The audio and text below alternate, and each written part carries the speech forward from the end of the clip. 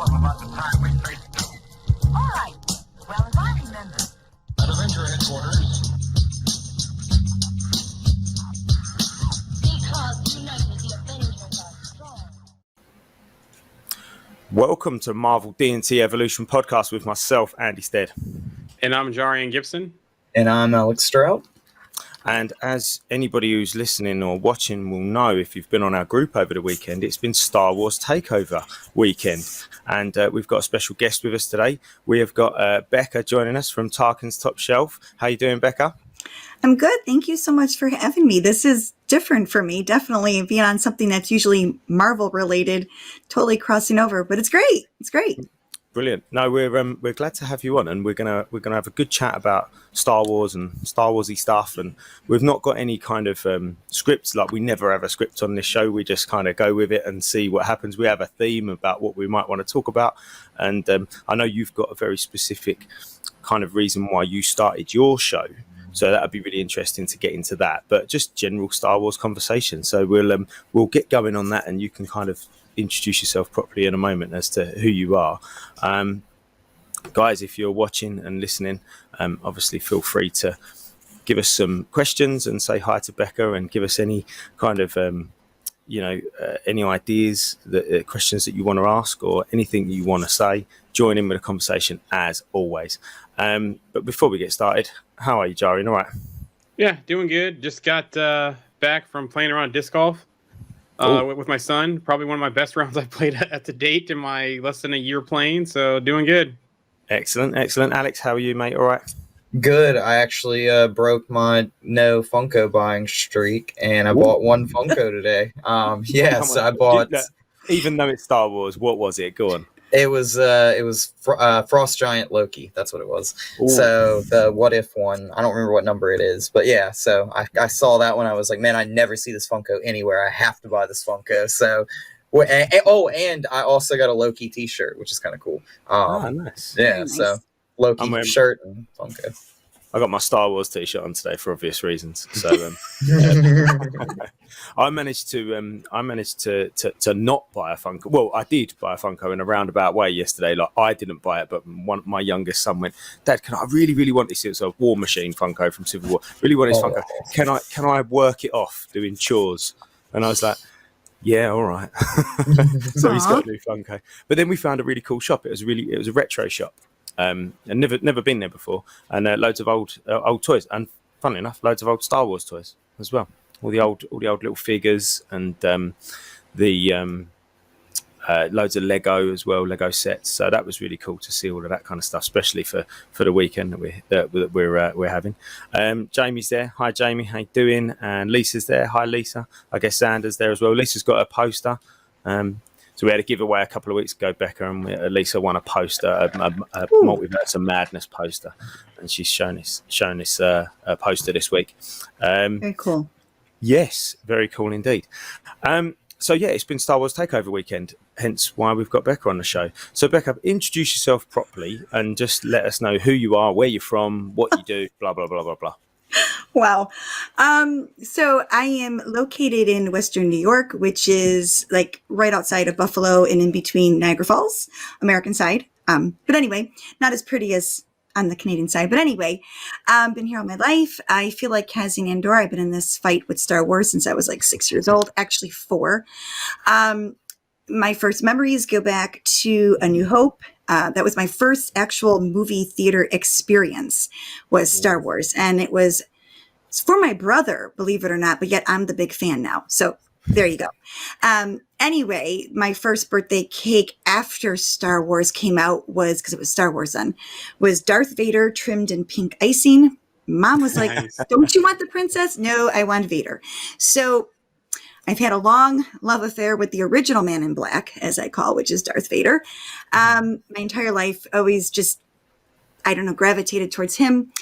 So prequels came out. I was young mom at the time on my first marriage, which wasn't great. So prequels came out and totally gravitated. Internet was coming out and it was just in its birthing time, so I joined hyperspace subscription on the official Star Wars site and started a blog roll. met all these friends, including Lucasfilm artist Steve Anderson, who actually was reading my fanfic at the time, reached out to me and said, ever think of titling? So I've been titling Star Wars limited edition prints for Celebration since 2007. So that began a long writing thing of blogs, and then that developed into book reviews, and that developed into a book review podcast, and hence I'm here. Nice. So yeah, it's been my entire life, just Star Wars has always been there. So and I will say this, and my husband now has got me into Marvel. So it's like, this is so bizarre because I'm really loving the Marvel stuff, especially all the new stuff coming out.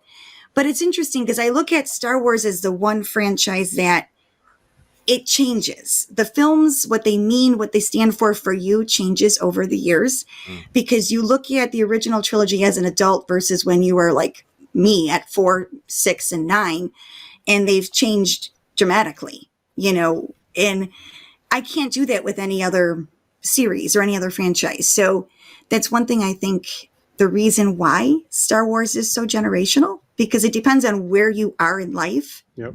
And those films just kind of fit. So prequels will always be very close to my heart. That's why, Anakin's behind me back there. And, all the new prequel stuff coming out. I love the books that are coming out. We got Brotherhood by Mike Chen. So good. So good. And I just finished Shadow of the Sith, which isn't due to come out till June 28th. But we're sitting down with Adam Christopher this Friday at Celebration. So we had to be ready. But yeah, all the new stuff, it's just fantastic. Anyway, long-winded, sorry. But yeah, here I am. No, that's brilliant. That's absolutely brilliant. Do you know what? I really like what you said there about it being generational. And it kind of depends on, you can always get into Star Wars, Yep. if you're sort of, between 0 and 80. Pretty much, yeah. Yeah. You can remember a time where Star Wars has been around. So, for me, I was kind of right in between.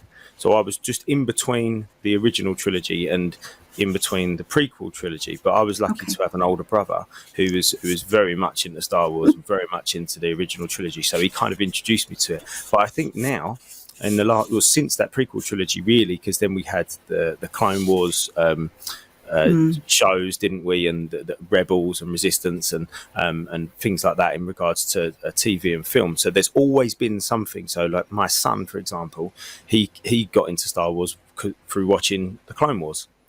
Very good, yeah. The cartoon. So there's always an entry point, isn't there, to Star Wars? And I think that's probably where Star Wars and Marvel cross over, actually. There is always an entry point, there is that kind of, I can come in at this point and be a fan. There was a joke actually, I think it's been this week, that it was the Marvel fan in 2054 having to watch 180 movies to work out the background. Well, it is kind of true, isn't it? And I suppose you've got to have a little bit of background of Star Wars. You can't just kind of go straight in. You've got to have a little bit of an understanding of what's gone before you. So just before we get further down the rabbit hole with yourself, do you remember going to see A New Hope in the cinema? Do you remember it clearly? Not clearly. I do remember bits and pieces. Obviously, the big, Star Destroyer going overhead, that you can't miss that. My favorite moment that sticks in my head, and I just remember being like in awe, and it's my favorite moment in A New Hope, is when Leia kisses Luke and says, "For luck," and they swing across the chasm. And there was just something so epic about that. And I absolutely love it. And I'm still drawn to that moment. And Luke and Leia literally are my favorite duo. And it's interesting because as much as I love Anakin Skywalker, Darth Vader, Luke and Leia, there's just something about them when they're together. It's like nothing can stop them. They're just an incredible duo. I would have loved to see her training, in fact, as a Jedi. I think we're missing that story, and I want to see it. And we know what they can do now with Luke Skywalker on screen, going back, with the deepfake stuff. And it's just, can we do this, please? You have the technology, give it to us. So yeah, I feel like they've teased us with that, because we've seen bits and very small pieces of it throughout some of the new trilogy and some of the newer stuff that's come out, but they still need to give us more. Yes, I agree. and that, like as you said, the computer generated imagery that they used on Luke, especially in the Mandalorian. No, sorry, Boba Fett, Yeah, Boba Fett. Boba Fett. was just unbelievable. Is he there? Exactly that. Just to take you back for a minute, didn't they? But because they used another actor, didn't they? And then they used his face over the top. Yep. It was very clever how they did it. Yeah. Yeah. Did you not know that, Alex? No, I didn't. But like, I'm curious now. Like, do they take like a green screen or something and put it over like the face and then lay it over? Like, I wonder how that works. It's a bunch of different things, but if you watch the Disney gallery of the Book of Boba Fett, they will show you Mark Hamill's actually there on set. He did all the scenes. Oh wow! Then they used that, and then the actor did all the scenes as well, and then they kind of mesh them up, and it's just incredible. It's just beautiful. Wow. Yeah. He's incredible. I want to catch one in the chat real quick. So we got a comment here about who doesn't love Darth Vader. So they're agreeing out there with you on that one. And then love the Cassian Andor reference. I've been a fan since a very young age as well. RMC goes, very cool, Becca. Love it. And then it goes, oh yes, I remember watching them when I was little. Love them. They're actually on Disney Plus now. And so people are saying, yeah, we found those on Disney Plus about a month ago. And then here's a nice one right here. Becca, amazing life. Just wow. Completely agree with you when you said what it means when you watched as a kid and what it means when you're an adult. It's completely different and still fascinating. Yeah. So some very good comments out there from Thank the you. group. Yeah, a couple other things on some duos here, especially here about the training comment from RMC. Always thought that they should have given us more of Leia's life in training, etc. And then we have some duo stuff too as well, but I don't know if we want to get into that. There is a question, but do you want to get the question now, Andy, or wait? I was just going to say hello to everybody that's watching. Okay, so, go ahead. Zadrunas is in there, Mark's in there, RMC's in there, Barb's is in there. So we've got Roxy was in there as well. I've just seen. So hi guys, and keep the questions coming. We can't promise that we're going to be able to answer them all, but keep them coming, and I'll let Jarian pick and choose a couple. So go on. Well, what we would have you say then? one question so far, real quick, and we Let's go do that it. one because Monty's out there. So we'll get Monty's question out there. So, question for you: whenever y'all get around to it, where do you want to see Star Wars go now that we have moved on from the Skywalker and the Palpatines and the Solos? Where do y'all want to see the future take the Star Wars franchise forward or backward? Go on, Becca. Over to you. Well, it's funny that they say moving on from the Skywalkers, because I do dabble in all the books, and one of our favorite quotes to say, we alter it a bit, is by Palpatine, is that if one is to understand the great mystery of the Force, one must understand all of its aspects, not just a dogmatic view of the Jedi. And we changed it with not just a dogmatic view of the films. You have to kind of go in between and read the comics and read some of the books. And a lot of the new books that are surrounding themselves around the prequel trilogy, we got the Padme trilogy, we got Queen's Shadow, Queen's Peril, and Queen's Hope. And then we've got the Michael Chen book on Brotherhood, and we got Kirsten White's book coming out, Padawan. A lot of them are going back to way before even Anakin. They're going back to Shmi. So I would love a Shmi origin story. Kristen Baver from This Week in Star Wars from StarWars.com, actually, she authored a historical book called Skywalker, A Family at War. And she kind of, like a historian, documents everything. And she goes right into Shmi's backstory. A lot of things we don't know, like how she got to Tatooine. Like, why is she on Tatooine? Well, very similar to Rey, which is why I call the end of it very full circle moment. Because it starts with a woman very similar to Rey. She is separated from her parents, sold into slavery. She's on her own. She has nothing. Thank God she can tinker and she can build things and fix things. And she's always felt that the galaxy, there's so much good in it, but yet no one agrees to work together. But she believes in it. She has hope. She has faith. Well, very similar to biblical things in the Christian territory. She hears a calling. She hears something, but she can't quite place it. And it's the stars, and they call to her. Okay. And this is from E.K. Johnston, Padme's Queen's Hope. And she just realizes that, you know what? I deserve love. I deserve to have this better life. I'm not going to really have much of anything, but if I can just have love and joy, even for a short time, I'm willing to do whatever it takes for that. So she opens up her hands, looks up at the stars, and just says, yes. Shortly afterwards, Anakin is born. So she knew she would have this person in her life just for a short time, but that was okay. She was willing to have that because for once she could say something was hers. And it's just so significant that this girl from nothing, like Rey, just felt that there was so much good in the galaxy. She just had to figure out a way to do it, even if that meant meeting people along the way, having these relationships, knowing they're not going to last forever, just to have that joy for a little bit of time in their life.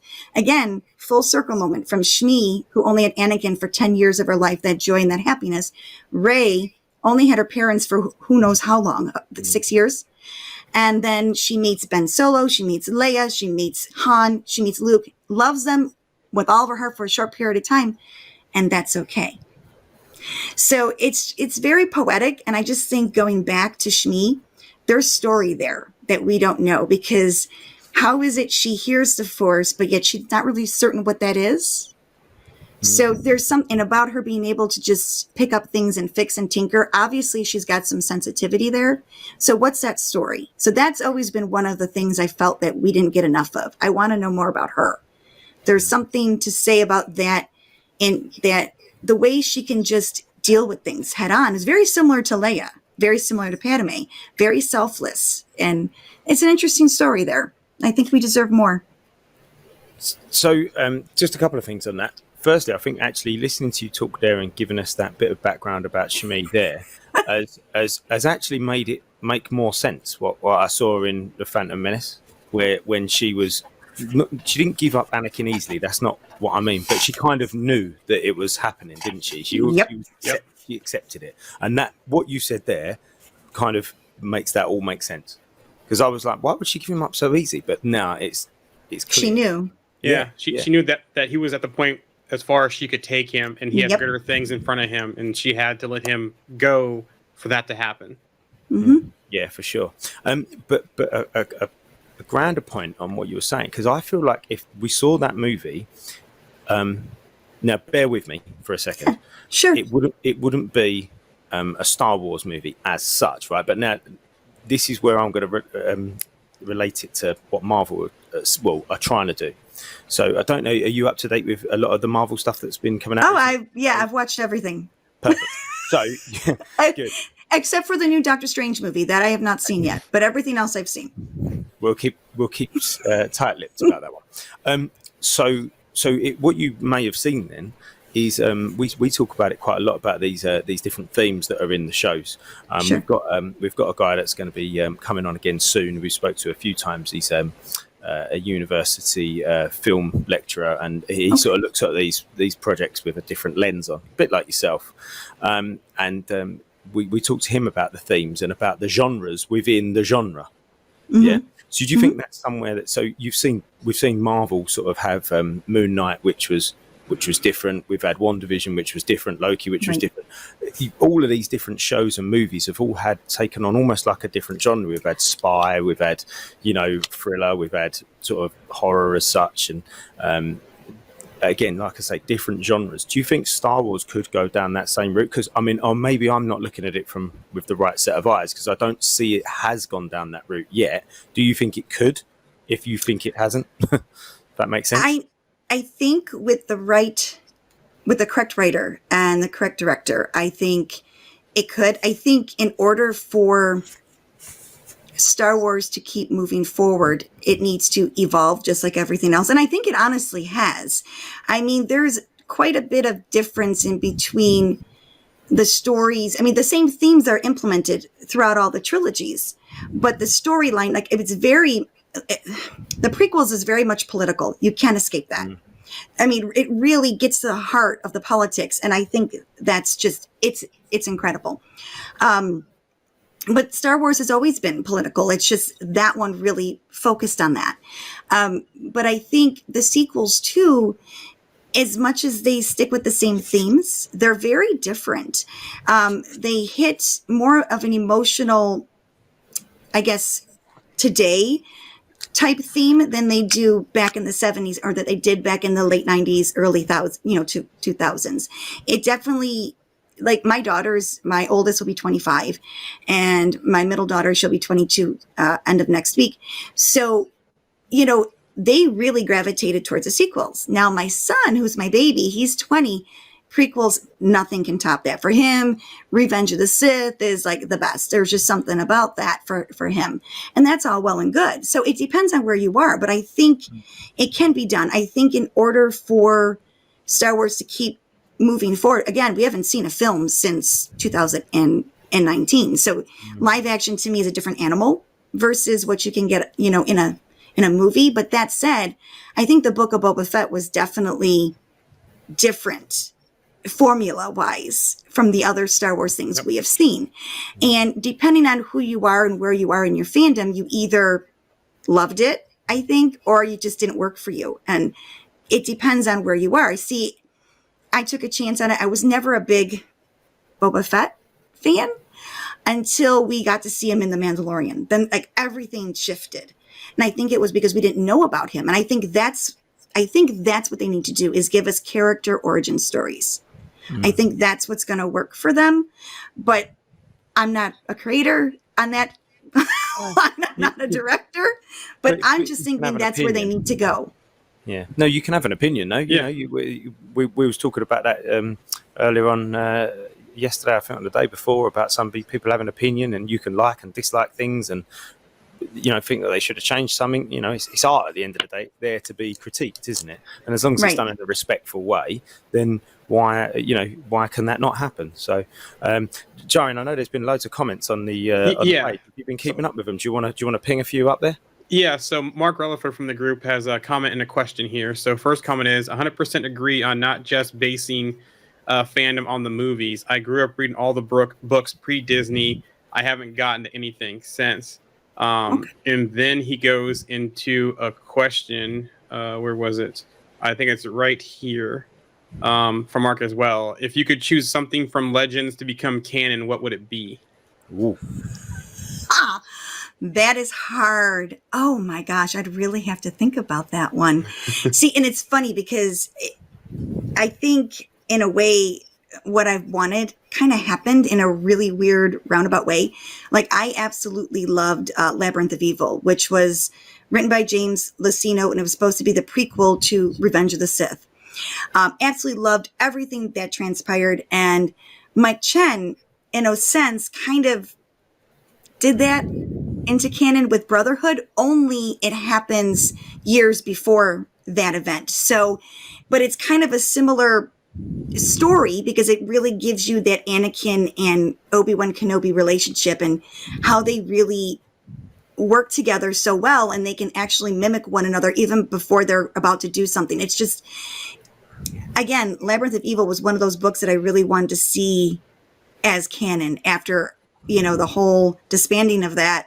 And then we got the Disney era. But if I was to choose something character-wise, that is very, very difficult. Because you know what? I would have to say Plagueis. I loved Darth Plagueis.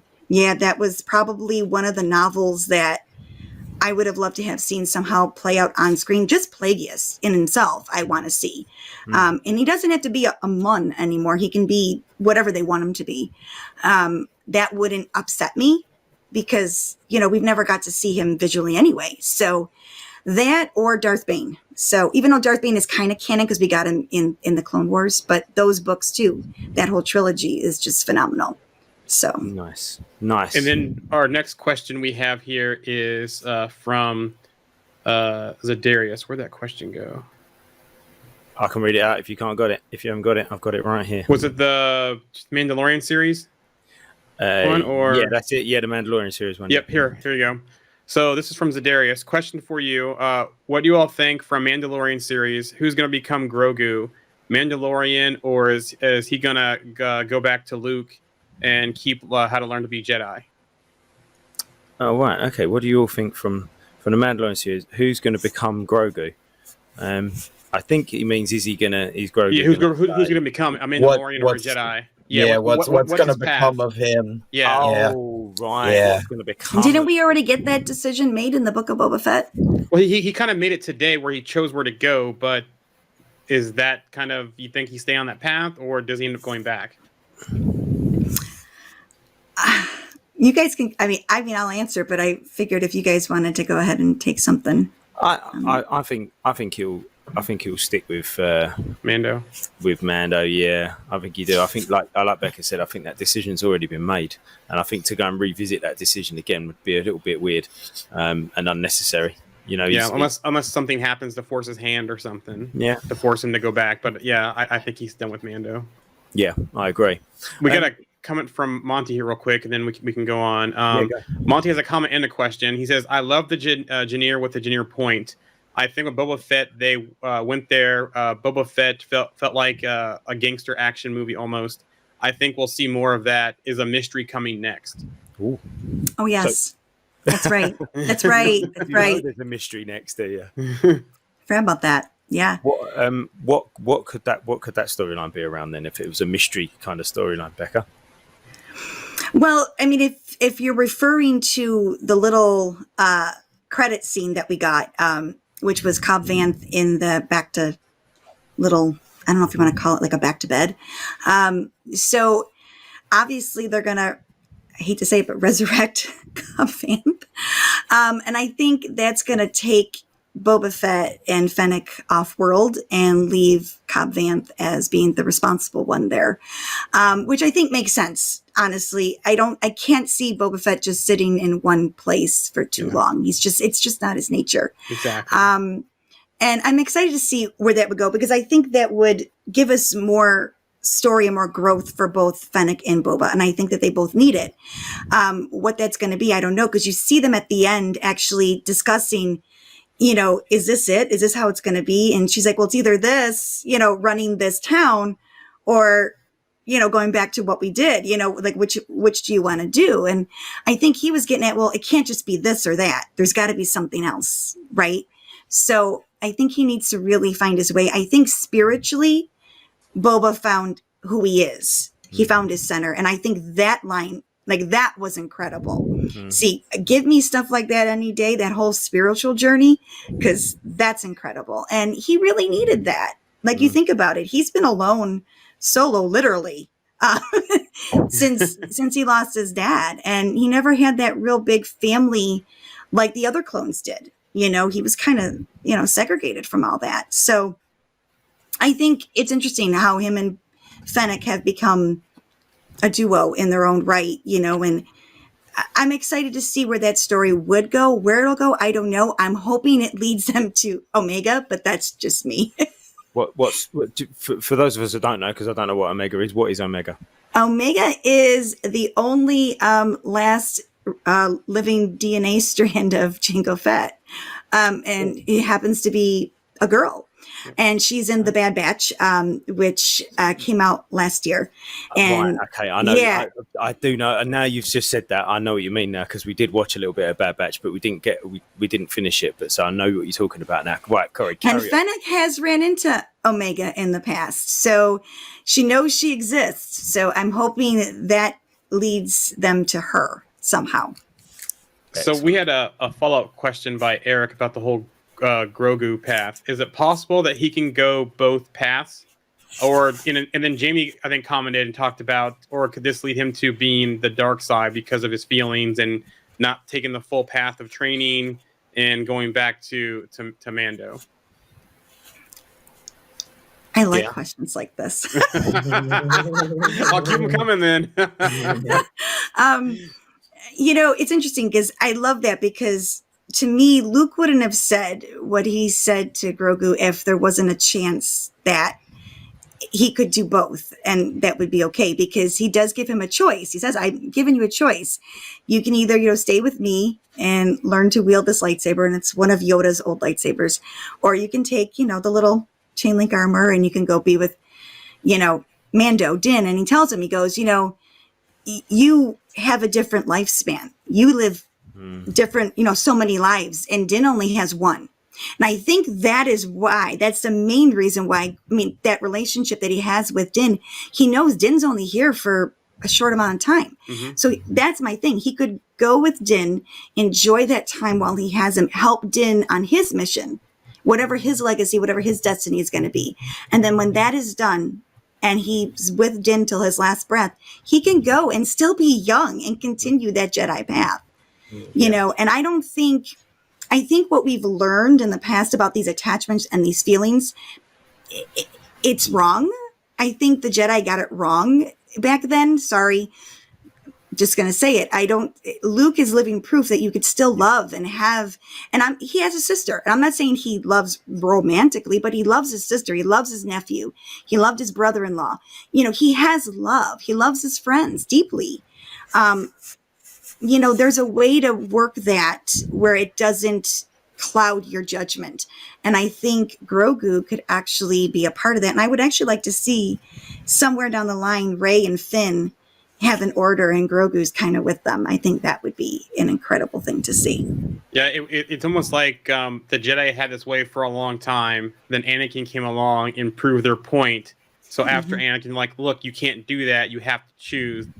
It's one way or the other. You can't have both. And maybe possibly Grogu could show us that you can't have. Well, Luke showed us you can't have both. So Luke knows this, and he can continue to see this with Grogu in going forward. So isn't Grogu too? Isn't that species like the most potent for the Force too? Is that true? I thought no, Anakin had more midichlorians. I know no one likes to use the M word, but he had a bigger M count than Yoda. That's right. It was, so you can't say that. That's not a definitive answer. So, but then again, as far as we know, Anakin was born through the Force. There was no actual father, but keeping in mind, Grogu was born the same year as Anakin Skywalker. All right. Okay. Yeah. Oh, The Force might have been busy and at work. Yeah. Making its rounds. Yeah. So we have another follow-up question here about canon. This one's from Jamie. How far into canon do you feel Knights of the Old Republic will come? We know Darth Revan exists to some extent. I think they're working on that. I don't know if I'm hoping they're dabbling back as it is with this writing initiative that they started back when the pandemic started. So our Luminous project, which is High Republic, and I absolutely can't, recommend it enough because they're really dabbling with that dogma, with that attachments. And this all happens where they're starting is 200 years before the Phantom Menace. So in that era, Padawans are allowed to explore their individuality. They're allowed to explore relationships so they can frolic. I'm just using that word because that's a nice word. It's a rated G word. But as soon as they become knighted, that all has to cease. So they are allowed to, just so they can experience it. Because you really shouldn't cut that off. That is just part of being a human, and in the galaxy far, far away, that's just part of being a being, part of life, and you have to experience life. And I think they halfway got it right. But I think Luke's new version and all those books, the texts that he kept trying to find and to read up on, he realized what they did wrong, what needs to be fixed. But we need someone like Rey and whoever else she's going to bring into the order and really work on that. So we shall see. But I would like to see that old stuff come into play. And I think it will. Yeah, I was going to say, I think there's been a couple of good points there. I think Jara and yourself made a nice point about the transition of the Jedi and the way that they deal with their recruits, I guess. I don't know. But and it almost creates extremism, doesn't it? Mm-hmm. It created their own stiffness, their own rigidity within their laws. Created Anakin, That's what created Darth Vader. That's what basically created Darth Vader. They were so rigid and they couldn't move, and so that's why now what we're saying is actually there is flexibility in it. And actually, what you were saying there, if it was 200 years before the Phantom Menace, and there was that flexibility where they could go and explore these other things in their lives, when they actually then get knighted, right? They might have almost got that all out of their system. and then not being corrupted afterwards. Do you know what I mean? It's like they're allowed to sort of cut loose for a little while, and then It's almost like Rumspringa. Yes, spring break. Yeah, get it out now. Yeah, exactly. Yep. Yeah. So maybe that's the sort of not necessarily that have a sabbatical from being a Jedi Knight, so you can go and frolic, to use your word, Becca. But no, but you find that happy medium between being very strict and very rigid in Right. your attitude and your thoughts, but also having a family and something to fight for. Right. Something to fight for. We see that often, don't we, in movies where people have that real reason, that why are they doing something, and if they don't have that, if they don't have it, with they're sort of robotic and almost brainwashed to a degree, that they can just go a bit loopy. We've seen it a couple of times already, so good points. Yes. So before I move to the next question, just had a follow-up comment from Robert Bush about Knights of the Republic. He doesn't want to become canon again. He thinks he's a minority. He loved it, but it's had its time. Okay, fair. So, and then I believe this one was from Mark. This next question, let me double check. Yep, this one's from Mark. In Clone Wars, we saw a fugitive-style mystery on who framed Ashoka. We can definitely see a mystery happening again in the future. Yes, Barra-Safi. Yes. I mean, there's a lot of things that are questionable that have happened in the galaxy far, far away that they kind of just like leave it dangling, and you didn't figure that out. So I think there's plenty of room for that. Why not? I mean, there's a lot of corrupt things happening, especially in the world of politics, and it just doesn't stop there. You get that even in the Jedi Order. Things aren't so perfect as they like to say it is. So I'm really excited for that Ahsoka series, actually. I really like Rosario Dawson. I think she's brilliant. And I think she's been very what's the word I'm looking for, like commanding when she's been on screen so far. Has that presence? Yes. Presence, that's the word I wanted, Jarian. Thank you. Yeah, she's really had real good presence. I think she looks fantastic as well. The actual character just looks brilliant. But yeah, I'm really looking forward to that series. I think that, I don't know that particular story. In fact, my son would probably know it better than I do. But talking about the one in Clone Wars, but I can see that. I think that'd be really cool. Is there any kind of synopsis out for what Ahsoka is going to be yet? I'm not sure. They have.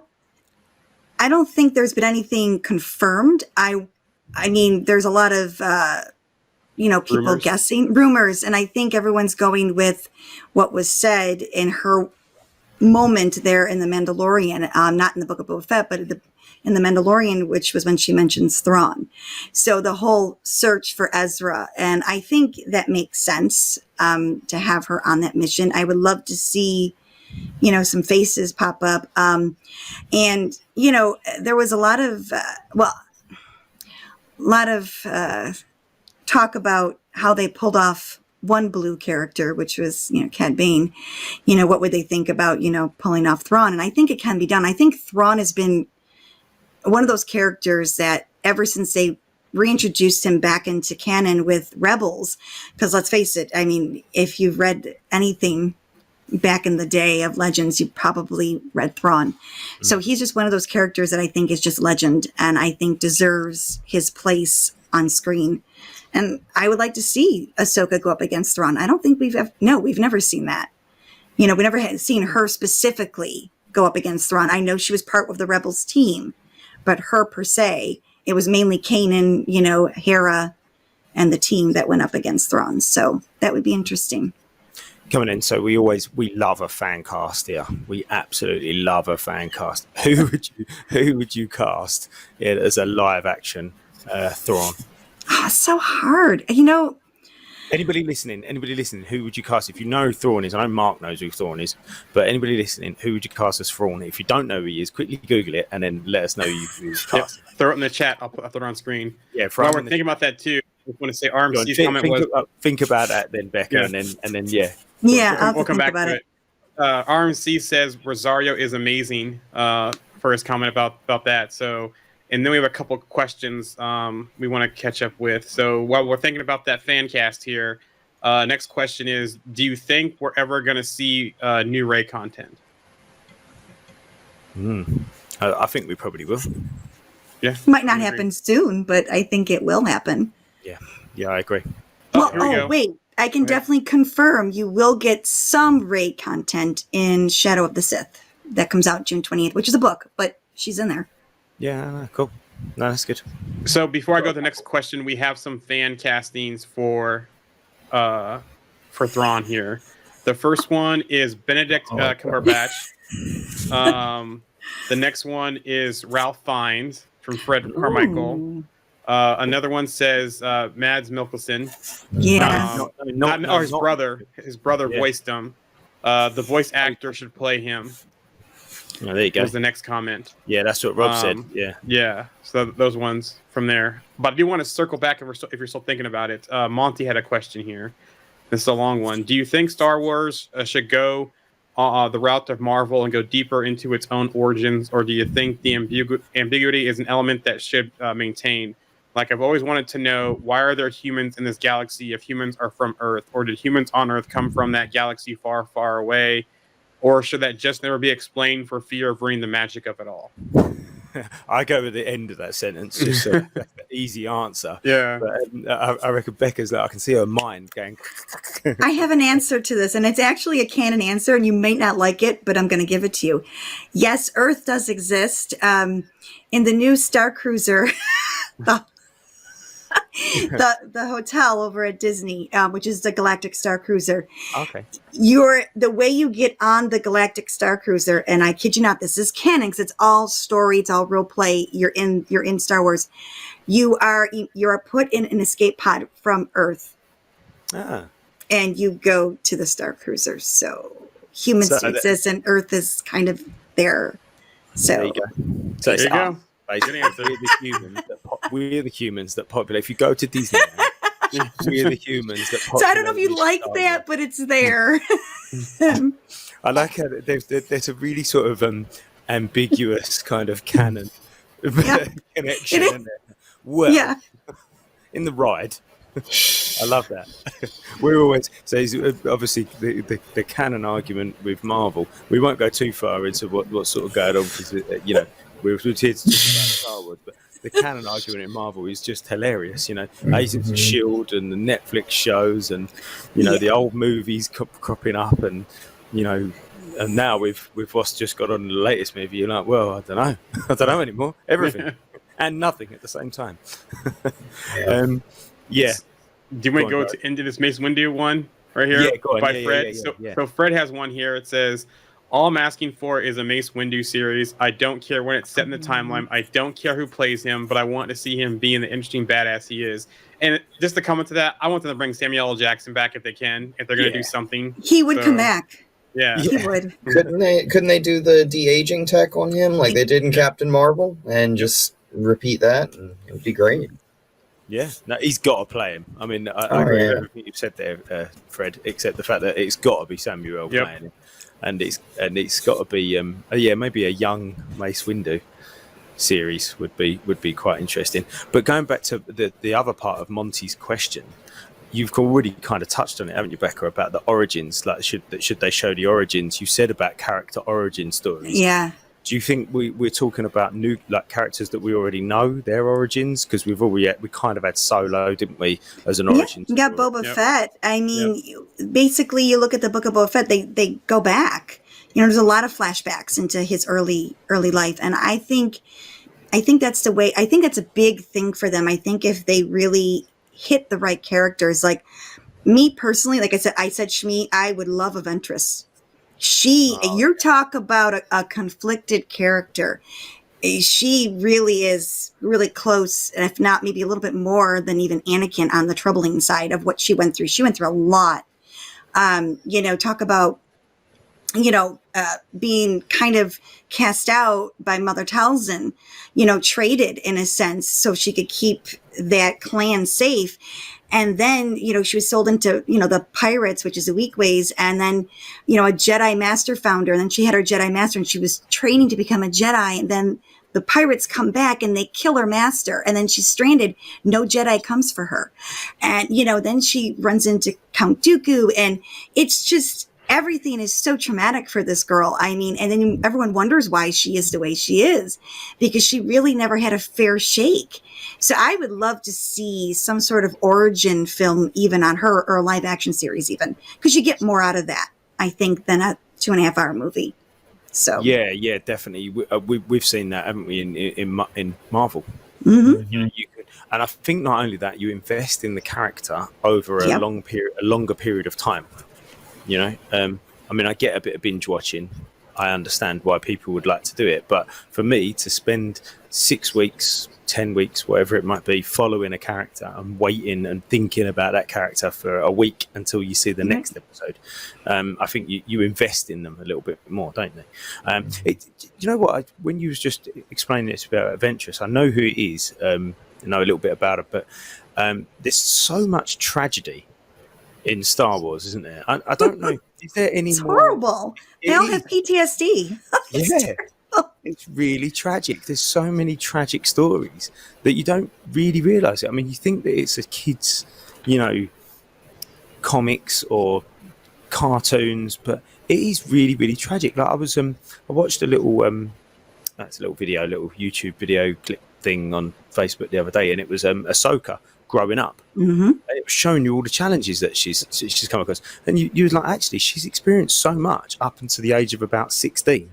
She's experienced loads of different things, and it's amazing how these, like you say, how these characters are still sort of operating, and it just it goes it kind of explains why there's so many so many of them crack in the end and turn to the dark side, or lose their way. There is so much tragedy in Star Wars. So following back to our fan casting, Monty says Rufus Sewell for Thrawn casting. He's from Man in the High Castle. So there's another fan casting one. And then I want to circle back to Mace Windu. So Mark says, where was that go? Because these things scroll on me. Mark says, or could it be him after Rise of the Sith? Mace could have survived that fall. And then Fred follows back up on that and says, if they are using Samuel L. Jackson again, I think I would want him to have survived his fall somehow, so the series could take place after Episode 3 and he's Old Man Windu. That'd be like an Old Man Logan series. That'd be fun. Man. Yeah. He would give Grumpy Luke a run for his money. I love it. Fred, you need to get in contact with somebody at Lucasfilm. Yeah.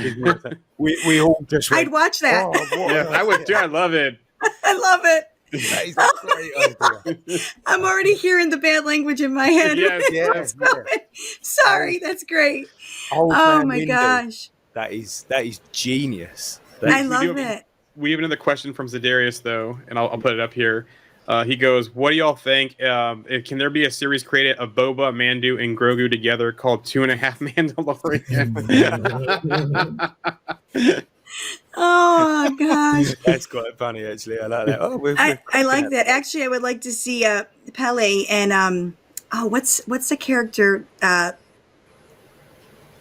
the Twi'lek that she hooks up with at the end. I can't think of his name. She calls him Pretty Face. And it's escaping me, and I shouldn't be this bad. But anyway, I know what you mean. I joked after that last final episode came out. I'm like, oh my gosh, Pele, she should have this like adventures in Grogu sitting. Like, yes. I can so see them. I think that would be hilarious. Just being left with the kid. Yeah, it could be a short. There you go. Yeah, a short Or special. Some kind of special. Yeah. Yeah, I'd watch it. There's something phenomenal to say about Grogu in itself as a character. I mean, Star Wars had a baby. I mean, it's just like, it's insane, and you can't help but love that character. As soon as he's on screen, you're just like, you're lost. You're just, you're laughing, you're crying, you just can't help yourself. And you're talking to this cute little guy. I mean, you just lose yourself in it. And I think that was just brilliant on Dave's part and John's part for bringing that character in. And do you know what I really liked as well? I really like the way that he, and I don't know whether this is going to come across right, but he was so badly done, like visually, it was so good. Do you know what I mean? Like he wasn't too real. It sounds stupid. I don't quite know how to explain what I'm trying to say, but he wasn't overly computer generated. In fact, he looked like Right, a puppet right, all of the time, and I right. think that held its own. It held his own charisma because of it, didn't it? You know, it's a little bit like Yoda.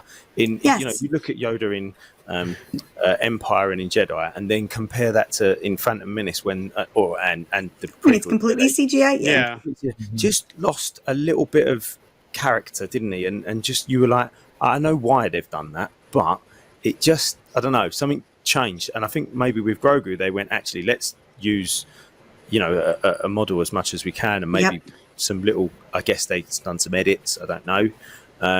But I think that really worked. Like the way he moved, he shuffled, Yes. you didn't really see his feet, and he kind of looked awkward and moved really slow. And it was almost like it was classic Star Wars, seeing those models again, rather than a little CGI thing following Din Djarin around.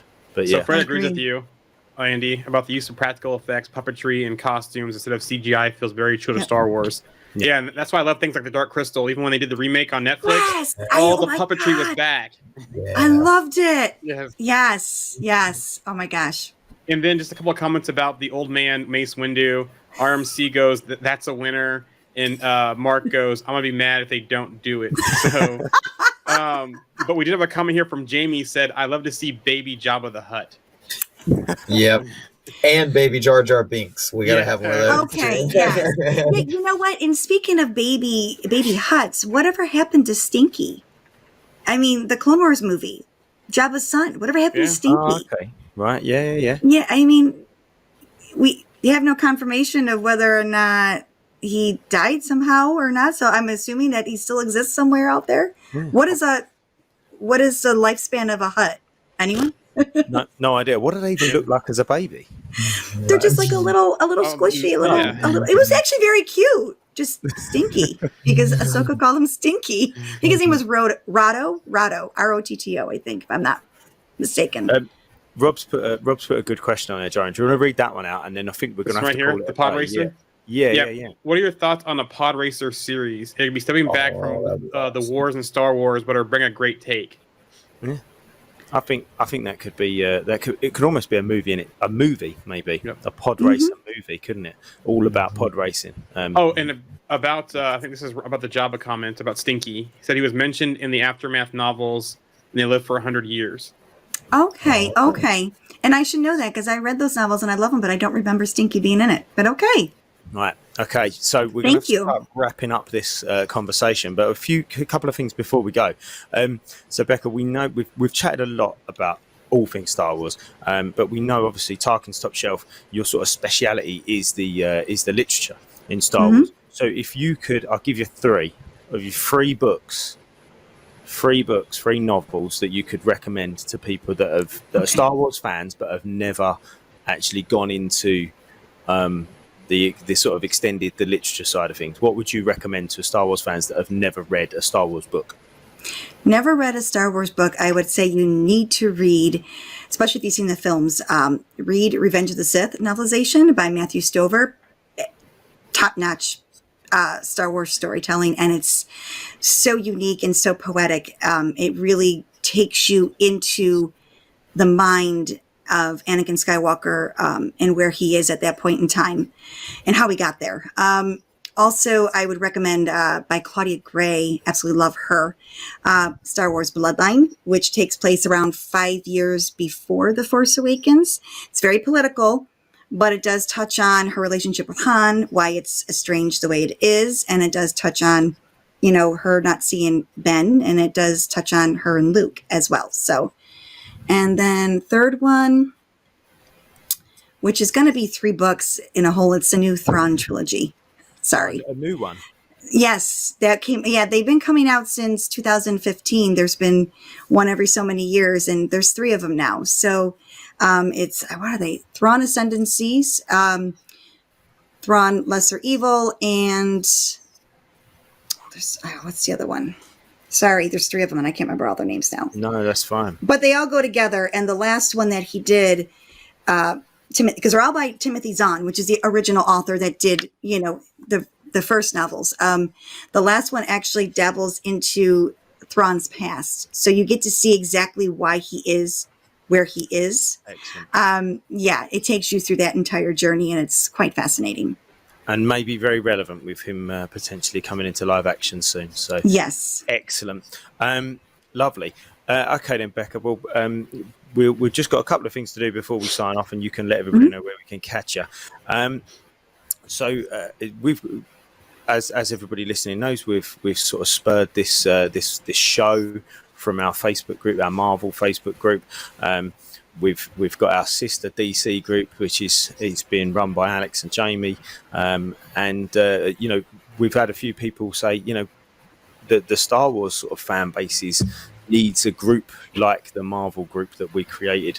So we've had a few guys put their hands up and say we will run a Marvel group in the same, a Star Wars group in the same ilk as our Marvel group. So we've had Mark, Rob, and Eric have all stepped up, and they're going to be running a Star Wars D&T Evolution group. So that one will be shared on the group. That scared me, just saying. Oh, sorry. It caught me Like, off where's that guard, coming too. from? Sorry. It scares me and Alex as well. So, Gosh. so it's really scary. It's his kids, and it's like, oh, what's that? But yeah, so we'll be sharing our Star Wars D&T Evolution group as well. So hopefully, it's a non-toxic, friendly environment to talk about all things Star Wars, and that's going to be run by Mark, Rob, and Eric, and hopefully that one can grow in the same way that our Marvel group has grown. So yeah, we'll be sharing that one later. Real Becca, quick too, it'll Yeah, be linked from the page as well. So from our page for the group, it'll be linked from there also. excellent. Okay. You'll find links everywhere. Becca, look, before we go, I mean, thank you for coming on. It's been absolutely brilliant having you in, and you can tell that your Star Wars knowledge and passion is through the roof. So yeah, thank you very much for coming on. Let these guys know that are listening, whether they're live or whether they're listening back to the podcast, where they can find you and your everything that you do. Sure.